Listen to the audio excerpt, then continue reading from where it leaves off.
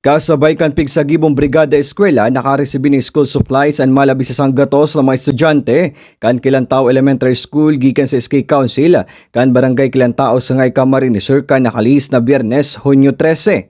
Sigon sa sangguniang kabataan kan Barangay Kilantao sa pamayon ni SK Chairman Aaron Campusano, ang obheto kan programa na makatabang sa mga magurang kan mga kaakian na mabalik eskwela ngunya na aldawa. Katakod kay inilabian pasasalamat ni Jessica Tolentino sa sa mga magurang na nakaresibi ng school supply para sa iyang mga aki. Salamat po sa mga SK po gabos na nagtabang nag-donate po sa mga eskwela na igwa po tabi kayo ng pigtao na mga school supply po. Dako lang tabang na po inyo sa mo.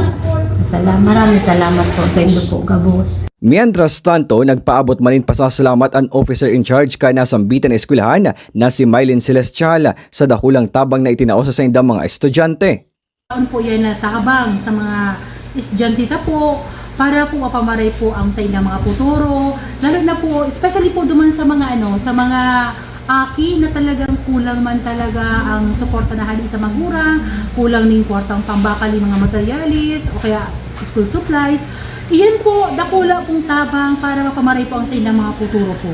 Magigiramduman na nakalihis man na taon na nakapag-distribuer ang SK Council ng school supply sa mga estudyante sa parehong eskwelahan. Para sa 96.7 Rinconada News FM, ini si Melchor Bungulto, nagbabalita ng tapat, naglilingkod ng sapat.